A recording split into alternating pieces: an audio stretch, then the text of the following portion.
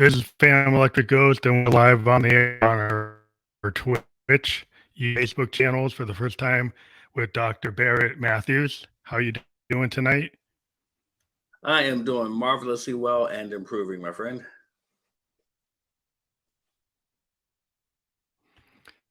So that's great. We're in New Hampshire for the next couple of days, but I'm safe and warm inside my studio here. We are a fast on Newsly. You can see that icon up there that says listen on Newsly.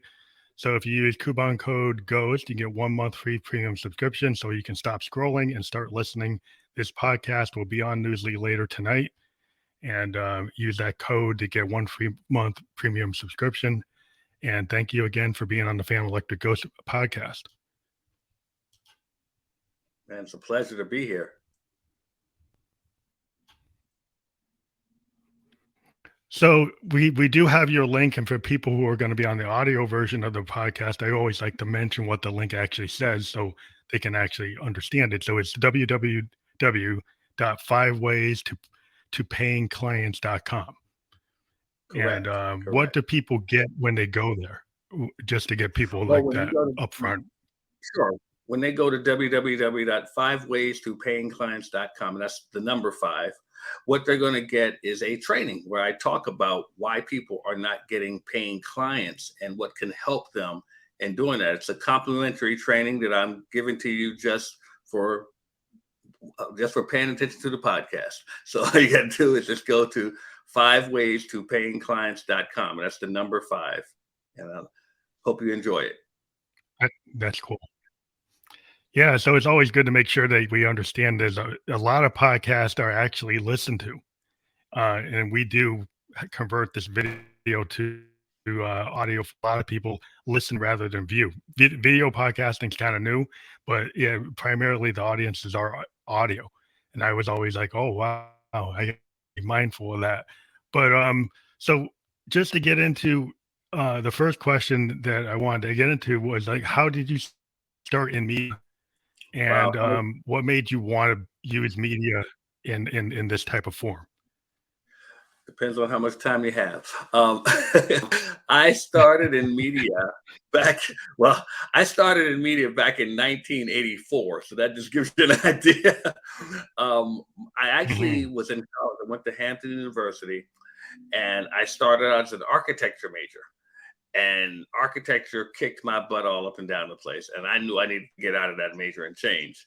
And I had no idea what I wanted to major in, to be honest with you. And my sister said to me, well, you've always been interested in television and radio. And I'll be honest, my response was, well, isn't everybody? I didn't see it as a major. I just saw it as something everybody's interested in TV and radio. Well, I changed my major to mass media arts, and my grades shot up. I started relaxing. I had fun. It was just, wow, this is what I like doing. And, I started taking part in writing for the school newspaper. I started, I was heavily into sports. So I was a sportscaster on the school news station. I used to host post-game TV shows. I became the radio station play-by-play announcer, and I did color announcing sometimes. I even ended up becoming the radio station sports director. And it just became so much fun to me doing media. And we used to give nicknames. Some people called me Mr. Mass Media at some point because I was just doing everything. But it was something that I really enjoyed doing. And I did internships while I was in college at different TV stations nearby. And then I'm from the Washington, D.C. area. I did an internship at WUSA TV. And I had the pleasure of working with a sportscaster there who was just a weekend sports announcer at the time. And he did some fill-in during the week. And you all probably know him from CBS now. His name's James Brown. Well, he was working there. And he took me under his wing.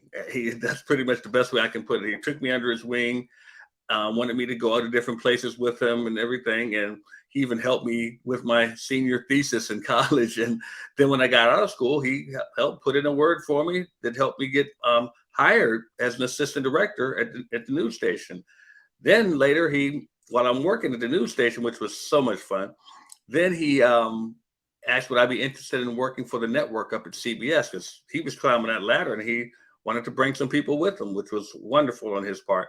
And I got an interview with CBS, ended up getting a job there eventually as a production assistant / researcher. So I was one of the people giving a lot of the NFL research. For when you heard the announcers giving the information, they got it from us. And that was cool. Yeah, it was fun. I was working back then, but I'm an old man, so I was working with like Brent Musburger and Irv Cross then, and so they were in the studio. Yeah, it was fun, and as so later, long story short, they decided not to renew my contract. I'm not going into that part, but I then ended up working locally here at a cable network station, where I worked in production there, and I got out of media for a good while. And what happened was I started doing more business, dealing with insurances, dealing with real estate, dealing with appraising and so forth. But no matter what I kept doing, something kept calling me back, do something that was related to media, because it was just in me.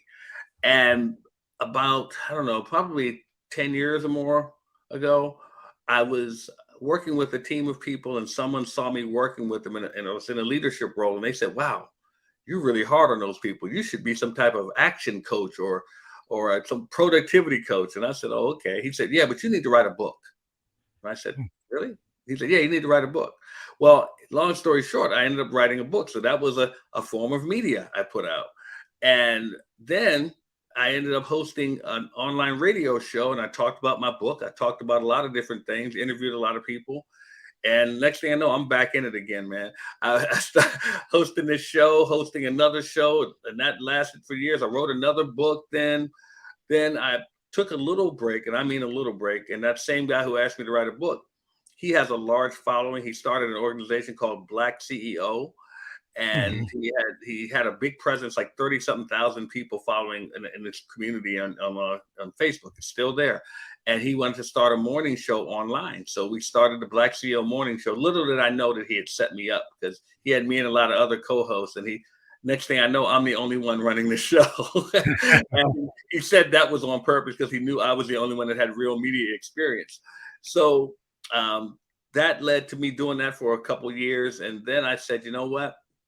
There are a lot of entrepreneurs out there that need help being more productive with their business. So I started coaching people on being more productive. And I was telling them, I said, start a podcast.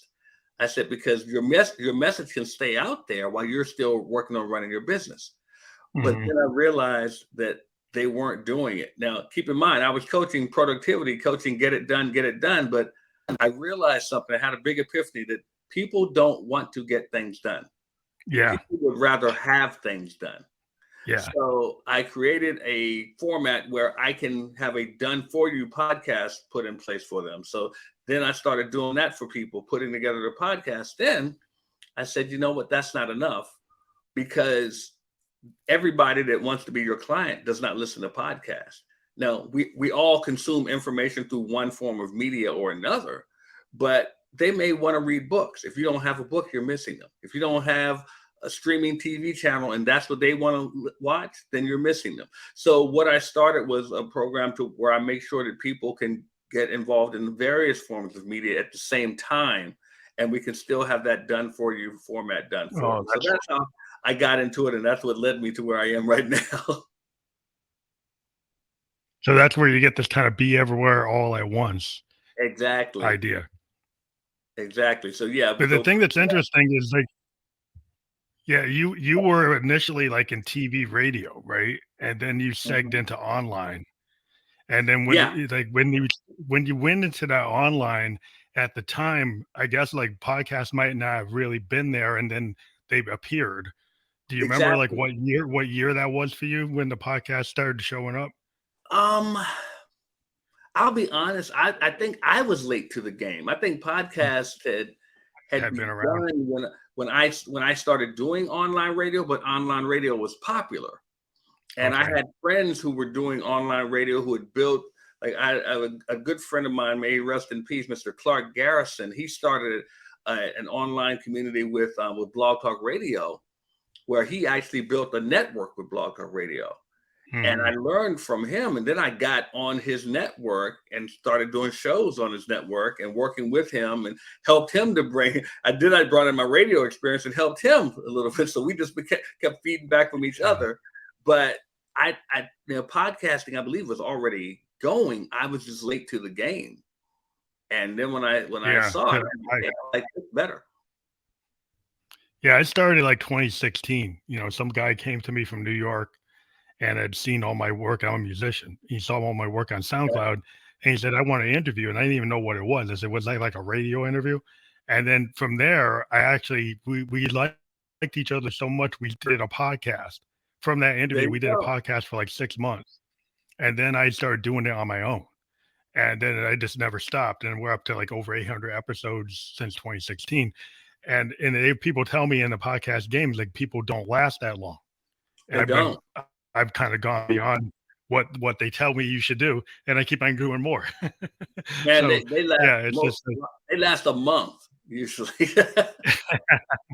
well, it's a dedication. You kind of have to have. I'm a musician, so I get up and I practice. So like I think musicians and athletes, we have to practice. Like the Yeah, only way you get good is you have to practice, right? You you're have to right. work out. You do the work. So when you're a podcaster, like if you want to do it, you got to do it, which means you got to do the show. And if you procrastinate, I knew all kinds of people that said, "Oh, I want to do it," and then they never even got the That's launch right. because they just Right. it's dedication. You have to take the time. Anything that you do is worthwhile. You got to spend some time actually honing your craft a little bit, at I least. actually I used to tell people, I said, "You've been talking about a podcast for 2 years. Why don't we just get this thing set up in 2 days?" So because Yeah, it it it doesn't doesn't take that take long. long to get started. It doesn't. It doesn't. But No, I mean, it's funny I that you say progressively that. yeah. Well, no, I was just saying it's funny Well, when that I you said that. progressively yeah. A lot of people, they will talk about doing it and they want to do it, but like you said, they got to have the dedication. And I think a lot of them go into it for the wrong reason. Yeah, maybe. I did it because I love it. It's the same See? reason I do music. It's like I just like talking and I like writing and I like communicating. I like connecting with people. And I did it before the pandemic. Like I was doing the family roast podcast in 2016 for 4 years before the pandemic. It was See? going before it even happened. And so the idea was just, I think the dedication, but also like as a musician, like you don't just do music, and because if you don't hit the top 10, then you stop. I've been playing Exactly. music since I was 17. I'm 50. I'm 55. So I just do it because Right. I like Right. And I it. mean, I'm also a musician as well, and I was an athlete. And the thing is, a lot of people, they want to start podcasts because first thing they say is, "Well, how can I make money at it?" That means there's no real love for it. Just like as a Yeah. musician, you do it because you love music. As an athlete, you play because you Yeah. love the game. If you don't love, I tell people, the moment that podcasting becomes a chore to you, you got to get out of it. Yeah, you shouldn't do it. It's like music. You're a musician. You do it. Not there's so many musicians. They're not going to all hit the top 10, right? No, What I find is if I'm a musician and I care about it, I get opportunities just because I'm so passionate about what I do. I bring people to me. I right? get other people want me to produce, want me to show up on records, and you might not hear it. A Peg or Phantom is the biggest person around, but I've got a Rolodex like 400 other artists that I can hang around with and do stuff, and I can get stuff done. Because people see that I'm dedicated. I go to do something, I do it. I don't just say I'm going to do it. I do There you it. go. And that's the thing, though. I mean, it applies in podcasting. If you're going to do it, just do it. And the thing is, it can be so much fun if you allow it to be. Yeah, I mean, I think you can make it profitable because I started finding ways to make money. It wasn't like I what money Yeah, wasn't the big thing. And right. and then because I care, then I started getting people who just came to me and gave me opportunities because they saw that I was always there. Because I think just Hmm. coming, showing up, like I always tell you, my grandpa was like, you just got to show up. Yeah, Showing up is like half the thing. Either you show up, then things happen. And so I and think you're then right. you start people.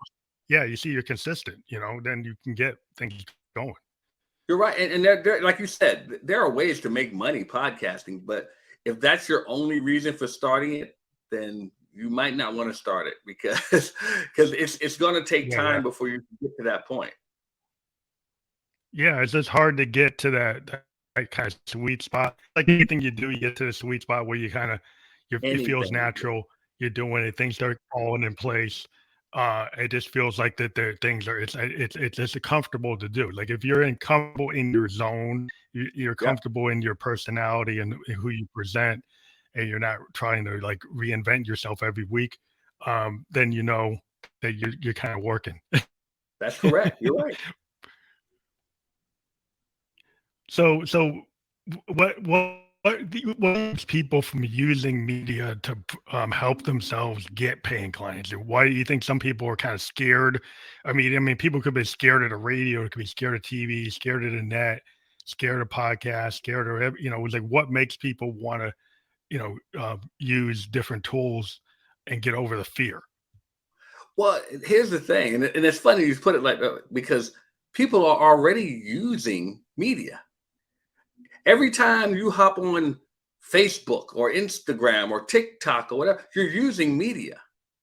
Every time you write an article or write something that a poem or something, you're using media. Media comes in many forms. It's really just a vessel in which you transmit a message, and there's various forms of media. So as far as being afraid of or why they don't do it, I think a lot of it has to do with we don't know the power of it, and we don't know the what ability we have now.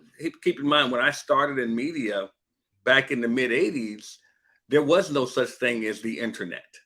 There was no social media. Yeah, So, and yeah. when I started in media, telling how old I am, and you're 55, I'll be 58 this year.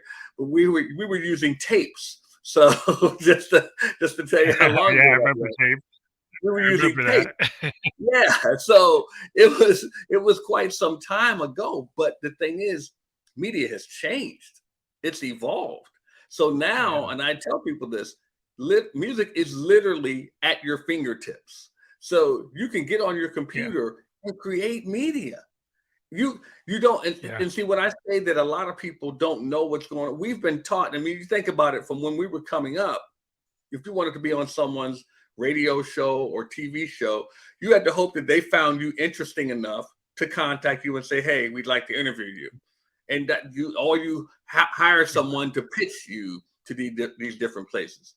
No more, like you said, you started in 2016. You started your own. You don't need to wait on anyone, and that's one of the things I'm trying to get across to people. Times have changed. You don't have to wait on anyone to give you permission or to ask you to be on their program. Keep in mind, years ago, there was no such thing as someone self-publishing a book. Now you had to go to a public publishing company. Oh, Now you yeah. can do your own. I mean, you think about it, you can shoot a movie with an iPhone now. So it's totally Yeah. different now. I got Right. that right. Yeah. The world has Yeah. changed so much. So it's just a different world, and we have to Well, adapt to it yeah, and understand yeah. we have access to it now. Yeah, because I mean, if what you see here is a home studio full of electronic instruments. I'm kind of old See? school, but I have all these Moogs and Rolands and Yamahas, and I use track recorders, but I use the modern technology of podcasting to do bedroom producer festivals with bands that I interview all over the world. I am That's able to cool. push my own records. I'm able to collaborate. I'm collaborating with an artist in Japan. I'm collaborating with an artist See? in the US and a game developer. And so you can do stuff, and I haven't even left this room. Exactly. You used to have to Exactly. go to Olympia's Electric Lady. Yeah, you used to have to go to Electric Lady And or think Olympia. about And now I have my own. Yeah. and think about how much money you would have to spend renting out a studio to do something like this. Oh, yeah, I mean, I can record. It's my bedroom studio, so I don't have to go pay for that recording time. Some bands were spending 500,000, $1 million Yes, to record, and yes. they would go to that Sound or Electric Lady or these big studios. They would have to have these gigantic budgets. They would cut into their royalties and their the money that they were getting in their advance, half is going and half is going to actually paying for the recording. Yeah. And now you don't have to pay all that. You don't. You don't. Like I said, and so that's the point I'm trying to get to people to understand is that you have access now. You don't have to wait on someone to do these things. You don't. No people are sitting there waiting for someone to call their name. Like call your own name. Just put your content out Yeah, there. yeah, And, yeah, and one of the things that I lead with all the time is podcasting. And the reason I lead with podcasting as the form of media to start with is because if it's something you love, like if I asked you to talk about music, you could talk about music all day long because it's something you love. If I yeah, ask you to write about it, you have to think about what you're going to write. yeah, You don't have to think about what you're going to say all the time. Some people should more, but but you don't have to think about it all the time. You can just yeah, talk yeah. about it and record it. And you got yourself a podcast, and you get better as you go. But at least Yeah, get I mean, the whole started. idea was, yeah, that's how I started. I started initially talking with another music lover from New York. It was a DJ, guy named Rock Tunes. And then then I said, well, you know what? I'm going to find all these emerging and independent artists I like because I'm a musician Mhm. and a musician. And I felt there was kind of a lack of pushing independent emerging artists. There's like just trying to Yeah, grab the hot artists. And I wanted to do like a behind the music with people who were not known. And that was my that's whole correct. core thing, and that's what I did, and I still do it. But it's, podcasting has expanded to the point where I've talked to shamans and life coaches and therapists, and it's just like, people I find interesting. And when I say, well, how does that connect? Well, when you're a musician, you take everything around you, and talking to a shaman is That's cool true. because the Beatles were like shamans. That's true. Yeah, It's like yeah, talking to somebody who's a life coach. Marvin Gaye's a life coach. John Lennon was a yeah. life coach. That's Mm, the way I look at it. So it's like mm. it's not that different. So I try to find parallels between art and things that I people like don't that. think That's are separate profound. from art, and that's been kind of my focus. I like that. That's very profound. I like what you said about Right. those musicians being life coaches. Bob Dylan was one too. Yeah. Yeah, yeah. I mean, Bob Marley. I mean, look, he took a like Oh yeah. Rastafarianism and then put it into music. So it's spiritualism within music, within Mhm. politics, the same like Dylan level stuff going on in his music. And then it had this spiritual quality, like a Stevie Wonder spiritualism that you can hear like Yeah. in Yeah. Innervisions and songs like Heal Oh Life. And you yeah. get this Ooh, kind of thing. He's like a guru. He was like a shaman. He was like like one of the ultimate shamans. They like at yeah. that You're right. level, and still people are influenced at what he wrote. Because if you look at what he wrote, it's like this is coming from like really deep, deep places. And that's why I try to I talk to writers or therapists or philosophers or all kinds of people. I like to take art, and art is not devoid from the rest of your life. And I try to No. show that like literature and art and music is connected to the corporate world because like Hmm. creative Hmm. people tend to be in that zone. You know, Yes. you, so that's where I try to push it. And I still, what you're doing, everything you do as a person, when you have an idea, that's being creative. And if you have an idea to help It is. people make money or get clients, that's still a creative function. That's a creative part of your It is. You're brain that's right. moving, and you're helping people like as a mentor or a teacher. It's still it's a cool thing, and it can intersect. And this is why I try to be so narrow. I think people like to go into silos, and I like to make things more expansive. I like that. I like that. So another thing you're saying, the podcast is a really cool way to start with marketing, but when you do that, if you're going to use it for marketing, you have to. Do you have how regular do you how often do you need to do that podcast for it to be effective as a marketing tool? Well, you first of all, you got to start it first. That's the that's the main thing. Just start it. I like I Yeah. like to say no less than twice a month, no less than that. I Hmm. like to do mine once a week. Some people like to do Hmm. them once a day. Some people do them 2 or 3 times a day. Yeah, But I've seen I that. don't. But I think to be effective, you should. at least twice a month, I think, because otherwise, because we have a very, very short attention span as a society. And if you don't keep Yeah. people's attention, if you don't keep them waiting for if you don't keep them, ready for something, they're going to go find something else. And you don't want them to Yeah. For find the, another. yeah. I guess the other question is like when you're in a marketing mode, Mhm. is it because of the attention span, because of like reels and shorts and TikTok? Um, when you're in a marketing mode, do you think the length of the podcast should be like 15 minutes or a half hour, an hour? Is there a certain limit? I they say that the sweet spot of a podcast, as far as listenership, is between 25 to 40 minutes of the podcast. Now, you just alluded to shorts. That's a different thing. Now, if you edit it and put it into shorts Mhm. and let clips go out, then yeah, like TikTok, 15 seconds is all you really need to get their attention Yeah, because yeah. you're not gonna people on TikTok, their whole thing is I want this to be quick. That's the whole thing Yeah. about people Yeah, that it's like watch real, TikTok. like Yeah, 90 they want seconds. real, right, You know, right. you get They these want- 90 seconds. Yeah, reels. I've been actually engaging on reels pretty good. I actually got monetized. That I got engaged. I was engaging There so you good, go. and I Congratulations. just found a way to clip my podcast into like 90-second bits that Hmm. started getting thousands of plays. And I was like, wow, that's actually kicking. It's working. And it draws people into the big one because I put the Yeah, hyperlink and I get people to go to the to the 45-minute one or the 50-minute one. and But exactly, it's just and that's what you do. yeah, that's what you want. You want them to come somewhere else. It's click through. But yeah, I mean but that's how you do it. You gotta the podcast can be longer, but when you're dealing with the marketing, you want to market in short bites. I mean, if you think about it, think about a movie trailer. You know, Yeah.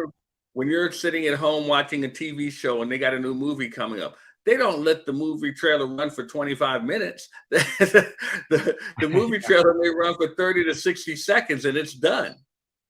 And Yeah, yeah. they got your attention enough to make you interested enough to want to watch the whole movie. Same thing here. When you do a podcast, you want to let something out just to get their interest enough to listen to the whole podcast or to watch the whole podcast. But you don't want to take up all their time with that with just marketing to them. Yeah, 'cause I started getting into tools like being able to use Facebook events and having pre-scheduled, Yes. like YouTube because the way I do it as a live podcast, I I'm able to take advantage certain tools that allow me to actually schedule a Facebook event or a YouTube event, Hmm. maybe a couple like a week. Some of my podcasts are scheduled out to April, so I've got these events already out there, Nice. for my guest and, my host to be able to actually use with and then build up the anticipation. Which Yeah. is kinda like, if you're a musician, you do, like, a little bit of a clip of a song I and mean, you throw it and out as a preview. I actually looked at some of your clips because if I'm going to be on the show, I wanted to see a little bit of it. So I looked at some of your clips you did just that. You just gave it a little tease. Yeah, that I find it works because everything, if you're a musician, we try to do that. We Hmm. use the reels and TikTok real heavy. They Yeah. actually are doing very well. It's breaking a lot of people outside of the normal structure. There are people that would have never got through the gate on TikTok. They're able to get big record, contracts after, because Yep. they broke through and they would have never selected because they come out of the problem with the industry is they just want to clone. They just Yeah. clone Oh, whatever's in the top 10 and make 1,000 copies and they burn it out. And then what the originality is coming out of shorts and reels and TikTok and, you are all speaking the these other truth. places. You're speaking the truth. That's true. They want claims, and But you have to make sure you stand out. yeah, that's the whole thing with I try to tell people when I'm a producer, if I hear somebody's demo, I don't wanna make make them sound like me, right? Because it's Right. already a Fan Electric Ghost.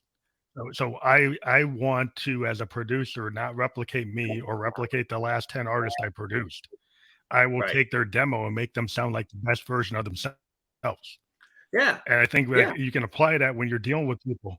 Is that you make them able to market the best unique piece of what you do. I agree. And I mean, it's like when I told you I'm a musician too. I used to be in a band in Atlanta, and we were a cover band, but we never covered the song the same way it was recorded. Yeah, yeah, that's the We point. always did it That's the differently. point. Right. But that's the whole thing with like improvisation. Like that I really am kind of tongue tied with the DJ world because I see people using these CDJs and I got a Moog, I've got a Roland Juno, right? I've got, I've got Yamahas, pianos and stuff. And I see these people Uh-huh. saying they're musicians and they're clipping other musicians' work and rearranging it and then saying they're an artist and they got a brand new song. I said, well, those are like 20 songs strung together. That's not a brand new song. I had this conversation years ago. I was when I was with this band, and we had this little picnic, and this kid comes around, and he said he's a musician. And I said, "Oh, really? What do you play?" He said, "I create beats." I said, "Oh, you're a drummer?" He goes, "No, no, no. I create beats on the computer." I said, "Son, you're not a musician." I said, "Those beats are already recorded." I said, "That's like Yeah, me. it's not like That's like me selecting a song on the radio and saying I'm a DJ just because I selected a song." Like, no, you're just selecting pre-recorded beats and putting them together. That doesn't make you a musician. I said there are people working hard late into the night with their beats who are really really drumming, working on their skills, their paradiddles, their rolls, and so forth. I said, no, that's a musician. So yeah, yeah. it's funny. I had that conversation before, so that's funny you said it like that. Yeah, well, I'm a synthesis, but I have a Moog analog drum machine, and Oh I yeah, actually am not sampling. I'm actually right. I know taking what you're beat doing. weight, but it's a little more complicated than that, right? And I'm using controlled voltage and running it through LFOs and envelope Yeah. generators. And so I'm like a little mad scientist putting stuff together. Yeah, I Now know what I you have my mean. keyboard and I can trigger stuff with my board. And I got pedals and stuff I can trigger, but like I am actually doing sound design. Sound Mm, design is different than somebody sampling right, and clipping. right. And I see these like DJs doing these concerts and they're hopping up and down on trampolines. And they look like, either like they're workout type of people, like Jack LaLanne or something, or they Oh look like god. they're models and they spend more time jumping around and posing and they're not Yeah. even touching their board. In addition, I don't see them even touching their board. It's like if I'm playing my Moog, I'm actually playing the Moog. Yes, I'm not exactly, jumping around, exactly. It's because theirs is already you know, pre-recorded, and they're just playing the recording. it's all pre-recorded. Yeah. Yeah, yeah. So it's like, okay, but yeah, so this like the whole thing I get into is like this AI world. So I'm kind of segging Mhm. into there's a lot of AI being used for marketing, for music, for advertising. Well, what's your kind of feel for the AI versus actual somebody that has like I mean, knowledge and skill set to actually help you? I am a fan of AI. I'm a fan of AI because I mean, first of all, it's not where we're going, it's where we are. So it's like I'm a fan of Yeah, yeah. AI, but I also so it's just like you have to have a temperance for everything. You have to be able to say, okay, I need to create that myself. I mean, I'll give you an example. I was looking to hire a virtual assistant, and I sent them a series of questions about working with me. And I can tell by their answers. I said, "This is AI. Their answers are all AI." So I can tell that they were artificially Wasn't generated. working. What's he say?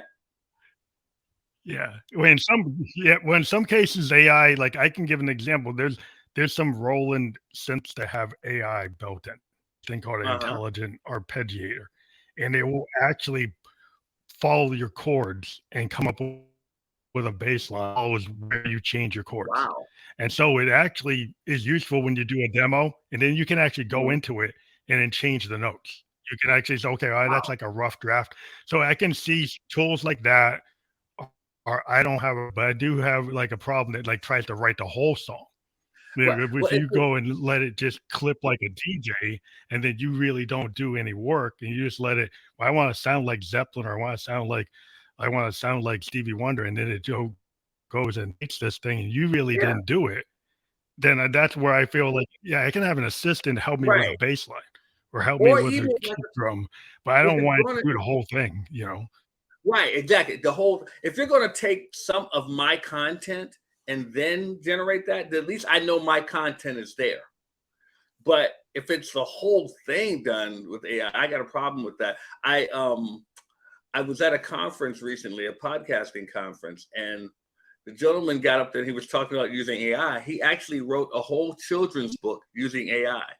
Then he used another Wow. AI to create the animation, the animation for the The children's book. cartoon code. Yeah, Wow.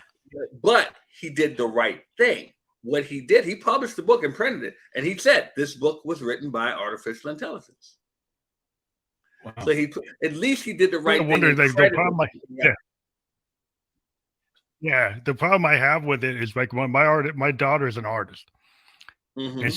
she's a lot of graphic artists have been kinda complaining that AI goes and grabs existing artwork that was done by real Oh artists, yeah, and then tries to act like it was artificially created, and it's actually been created and not being credited, yeah. And see and that people is aren't an issue. royalties. You're right. Like in That music, is an yeah, I got a problem with people not getting royalties for something that and actually that's wasn't made that's up. an excellent point. It's an excellent point because a lot of these artists don't have a way to say we own that.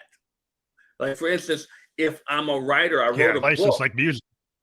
or like in writing books, it's there's plagiarism and stuff, but the artists don't really have that. And yeah, that's a Yeah, they very good never point. created I hadn't like thought a about that. digital rights man. I was telling my daughters, like, artists need to have like a BMI cap Yeah, or like, the digital rights management. Like when I copyright one of my songs and I publish through my publisher, if somebody uses 8 bars of my song, it yeah. triggers a thing and they go after 'em Tell your because daughter that people she started. understood. But yeah, I've been telling my daughters you need to get her art elective need to talk to some young lawyers and start Yeah, coming up with the same kind of digital rights that's done for music yeah. They and should. writing for artwork They should. Yeah, don't because complain about otherwise he's it. going to rip them off. Yeah, yeah, and that's a very good point. I hadn't thought about that Yeah, until you you got said to. it. I think you got to handle it. I hadn't Yeah, I thought think it's a about that. big issue for graphic artists because they haven't gone and unless you create a cartoon, then you go and you copyright it, right? Like my Right, daughter creates cartoon characters and she does copyright and trademark. But when you're right. doing individual pieces, a lot of times they don't get copyrighted, and this is where the AI, Yeah. guys are kind of taking advantage of, all that they find in the net and acting like it's auto generated from nowhere, and it's actually coming from real artists. So I That mean, and that's an that's another. excellent point. It's a truly excellent point. I hadn't thought about it, but you're right.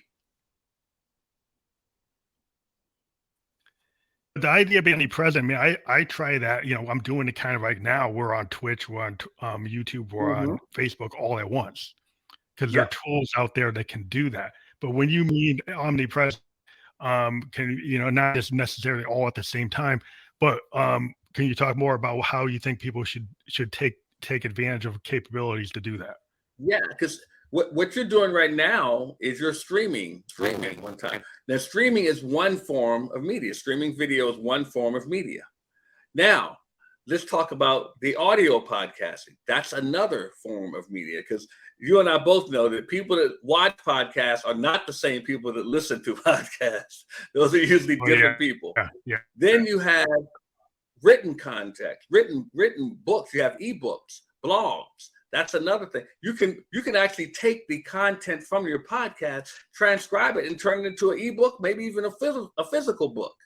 That's another form of content that's out there. You can actually set up another Oh, camera I haven't thought of and that. follow you around and shoot a documentary about how you put together your podcast, how you function with music. That's another form of media. I could take several episodes, string them together, and turn that into a Roku TV channel. That's another form of media. My point is that you can put all of these forms of media out without taking up a lot of your time, because you're still producing pretty much the same content, and you can take that and be everywhere all at once. What was that? What was that? Well, I'm saying you're kind of reusing it in I was saying you're kind of taking the original content and reusing it, kind of like a sample. Yeah, you can repurpose it. Like I resample my own work. Yeah, I tend to have this idea of resampling my own stuff and then using it for my own thing instead of sampling somebody else's thing. But that's the idea, what you're talking about. Yeah. I mean, because the thing is, I always talk about the comedian Kevin Hart. I tell people, I said, whether you think Kevin Hart is funny or not, you will not ignore him because he's everywhere.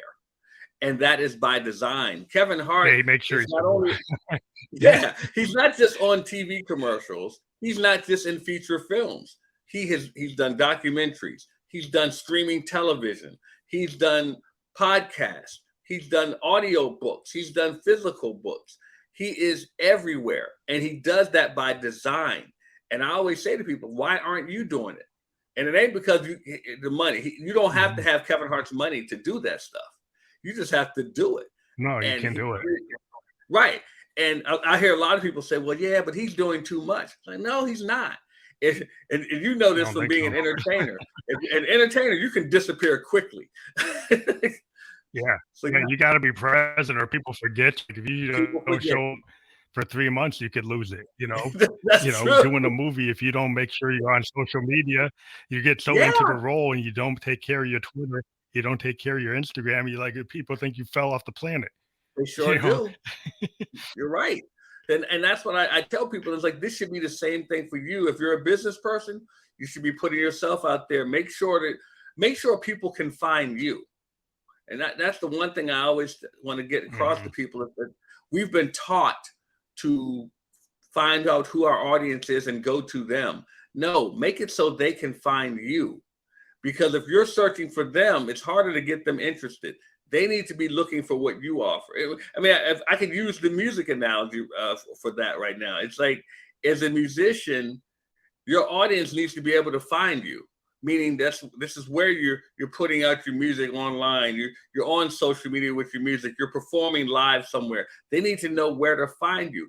If you kind of try to find every fan yourself, you're going to drive yourself crazy. So you need to make it so they can find you. And that's what a lot of people aren't doing in business. They're trying to find those people and make it so you're visible. But music, we have this kind of throw it at the wall, throw it like so many distribution channels. I probably got like 35 channels that my music goes out to. Well, the 35 distribution networks it goes to. That's good. I do what you're saying. I take every podcast and I make it a blog page on Fam Electric. Yeah. Podcast gets a blogger page with a landing page that has multiple places that you can find a podcast on Facebook, or you're listening on iHeartRadio, because we get put over to our iHeartRadio, and that's audio. Apple Podcast, that's audio. And so we have an automatic distribution of all of our video stuff gets converted to like 11 platforms, because in the podcast world, the audio platforms are still kind of king. It reaches a certain niche, but that video is then converted to audio, so it gets the other niche. Yep, you're right. And the thing is that a lot of people right now don't understand that they just stick with one area. That means you're missing out on all those other people that want to hear your content or see your content. If you don't address them and put something out there, you're missing them, and they'll go find someone else to entertain them. Yeah, that's why people said, well, we should only interview musicians. And then, we started interviewing painters and film directors and actors. And they said, well, why are you opening up to that? Because it's all creative. And for a long time, we were just with creatives.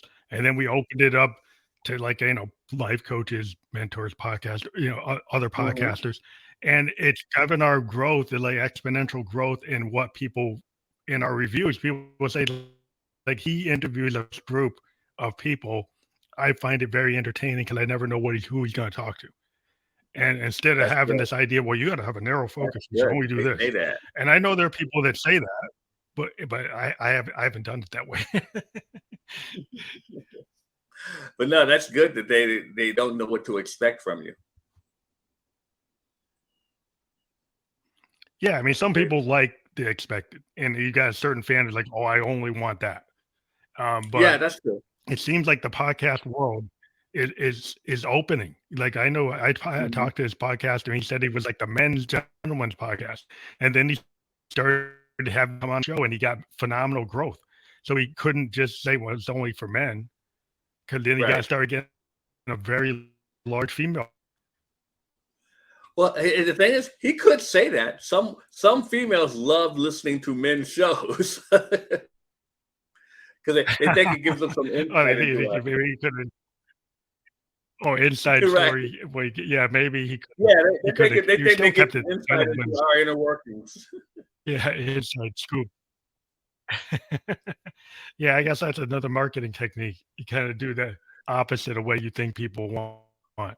Yeah, Exactly what yeah. they want. Hey, be surprised. So we've talked about being omnipresent and using multiple platforms, multiple media, Mhm. print media, books, blogs, write articles. What do you think about like selling services? Like what I've year like to a lot of people, like the life coach, mentor type of Mhm. market people I've talked to always Yeah. have like programs or services that they Mhm. bring people to a convention or they bring them and it's like a Yeah. value add proposition. Yeah. Like, is that really like the new trend? Well, here's the thing. It's your podcast. If you have a service, you better sell it on your podcast. I mean, I hear people ask me that all the time. It's like, well, is it okay to sell? I'm like, it's your show. If you don't sell your product on your show, who else is going to do it? Like, you better do it on your. Now, You can here's put the on thing. somebody else's Well, show. right. Don't make the whole podcast about you selling your product like you said, as a value add. But you better Mhm. do it though. You better sell it on your show because it's yours. That's why you started the thing. You Yeah, don't yeah. want to sit there. I mean, I market on my podcast, and I like I said, I better market on my podcast. If I don't, I can't expect someone else to market my product on their podcast. So I had better do it. And yeah, I'm Yeah, all in yeah. favor of it. But as a value add, you don't have to do it every episode. You don't have to do it every episode, but it's definitely Mhm. something. If you have a product or a service, let the people first of all, make sure that the content of your podcast gives them something valuable. Make sure it gives them something that Mhm. they like. They're like, wow, that's interesting. Oh, wow, I didn't know that. Oh, wow, I'd like to know more. So then when you got them there, offer what you do because you've already got them interested in what you're saying. You've already put yourself at a level to where they say, okay, this person knows something. I can learn from them. So now they'd be more than willing to pay for it to get it. Excuse me. But if you don't give them anything, you just go straight to pitch, pitch, pitch, pitch, you're going to lose them. But I definitely am in favor of you Yeah, yeah. offering your Then it was products and like an info. services on Yeah, your it's podcast. I guess it's just the guess the whether or not you become like an entire infomercial or you still have the value of feeling like it's not an infomercial because some people once they see that infomercial it's like I'll tune out. So Yeah. so yeah, I think it's a balance to like unless they're looking for that if you Yeah. just vibe of it's an infomercial like 90% of it, maybe you're not going to retain And certain people. I'm glad you said that because you can bake it into your podcast, meaning that at the beginning of your podcast. You can do the intro and you can tell them what you got on the show today. And you can say, hey, guys, look, I got something great for you guys later we're going to talk about. Then in the middle of your podcast, you can give them a tease like, hey, I have this program that's going to help you to actually do what I just talked about. And then you go on a little later. Then towards the end, say, hey, remember I told you about that program? I had something for you. This is what it is. And blah, blah, blah. You can talk. And still, don't make it a long time. If you want more information, do this. Give them a call to action and then get out. Don't stay on it forever, but keep teasing it throughout the podcast to get them interested. And then at the end, give them a call to action and get out. So that's your media experience coming in, where you like know where to place the right information because you've been in the game. Like, because like somebody comes in and and I seen some dude in there and they're like, the whole thing is they're trying to sell like muscle milk the whole show. And I'm like, okay. Yeah. And I'm like, I don't really want. It's like don't just like you just hit me over the head with it so much. It's like I'm gonna tune out. But you're right though. It's an infomercial. You're right. Yeah, I understand what you're saying. But wait, there's more. Yeah, it's just the infomercial. Yeah, there's different variations of how I'm gonna buy that milk. So like you can earn money from all kinds of media. And I'm aware of that because like I've been getting into situations where as a musician, people say, well, how are you gonna pitch music? People have like taste. They have all this taste. But what was sync lights and then being a musician that other musicians want to work with. And every time I'm coming out, a lot of times I get offers by just being out here for people. I work with other people. I give feedback on other people's music. I'll do like I'll add like bass lines or work on a production. And because I work with I got this Rolodex of musicians, it's like being out here gives me work that I didn't even expect. And that work is actually probably more valuable than my Spotify royalty. Nice. But so you can monetize where you don't necessarily have to be in the top 10 to actually still be getting money. You can get money because you can have a proposition. Maybe you don't have to have as much quantity to make money as you might think. Like I got to push 1 million downloads or to get working with another artist. Work with another artist, you could get a bigger payday than getting the 1 million downloads. We have been downloads. You won't make money. We've been misled into thinking that we all have to be Joe Rogan, and that's not the case. You don't have to have all those downloads to start making money. Now, keep in mind, you do have to be creative.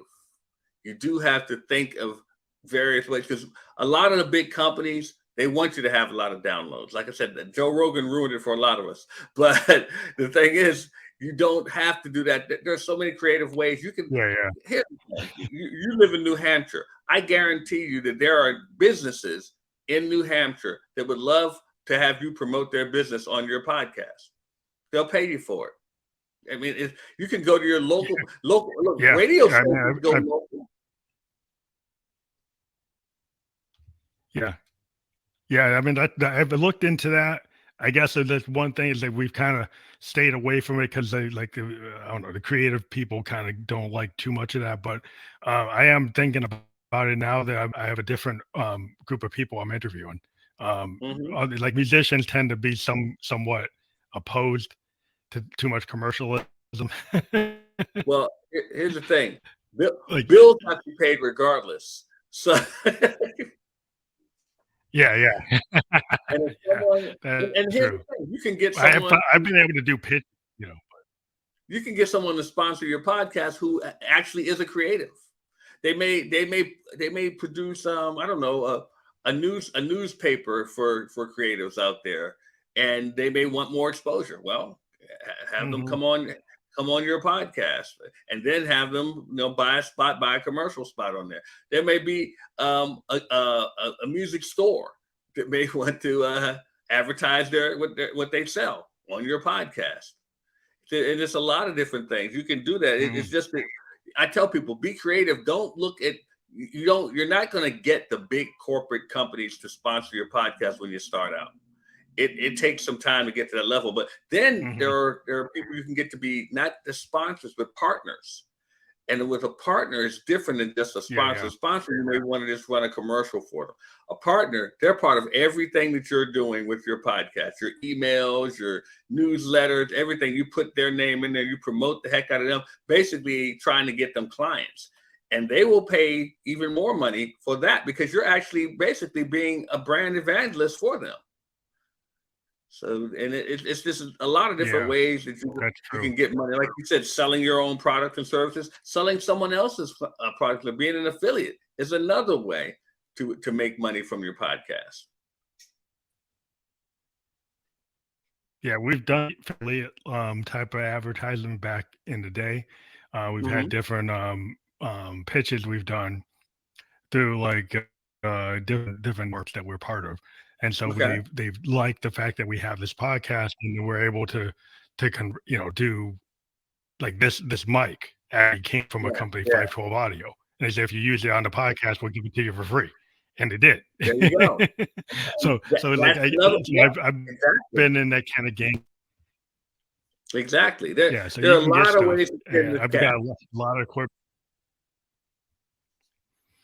A lot of different ways. You can do. I get a lot of stuff. I get a lot of stuff from companies that want me to try stuff out. And, from like companies that are the music and stuff. And so I get like different pedals and. You'd be surprised what companies are willing to give you. And so I didn't get into it to do that, but it started to happen. So I was like, okay, I'm going to take advantage. And it's not even taking advantage. It's just that it's an opportunity. So what do you feel? Go ahead. Yeah, well, you can't throw it away. You're accepting it. You're accepting it.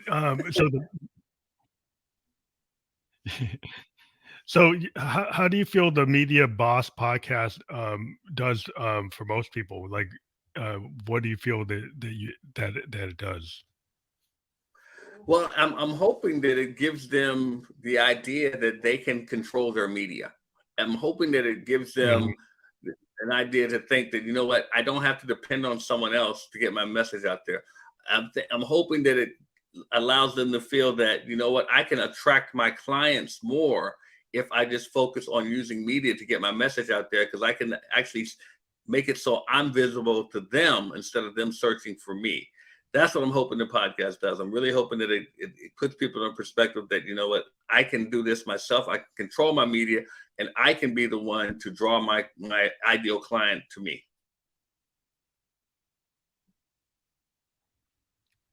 I think that's a good way to close up on the hour coming up. But again, I'm going to go and repeat the link below, www.5 ways to to payingclients.com. So 5 ways to payingclients.com with the number 5. And again, maybe you can go again what they'll find there. Sure. They are going to get my complimentary training on how you can get more clients to pay you, and going over reasons why those clients aren't paying you. So there's some tweaks that you can make in your business to get more clients to pay you just by going to 5 ways to payingclients.com. I am going to take some of your advice and get some of my local New Hampshire companies. Because of COVID, I was kind of just homebound, but now things are opening up. So now I'm probably going to take some trips around to talk to some folks. I produce podcasts, and my clients do it all the time. Like that. That's good. That's a really good idea. It's a practical idea you just gave me, and I'm gonna go. I mean, I've done a lot of stuff with online, but I haven't done the face-to-face stuff because of the COVID situation. But things are getting more normalized. So now I could get to a point where I could actually deal with my local environment Right. better Right. than they did in the last 2 years. I love it. Thank you very much. I think you've given a lot of people a lot of good ideas, and I think a Thanks for having me.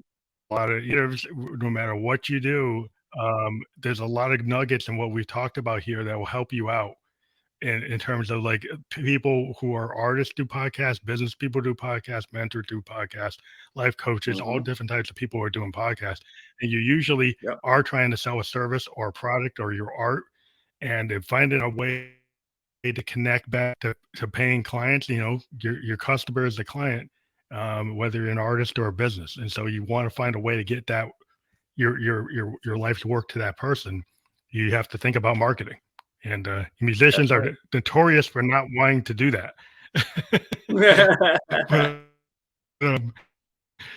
as well as you're going to be yourself, you got to start taking the reins. If you're going to be your own person, independent, then you have to get into it and start paying attention to the marketing aspects of the business, not just the art. That's right. The program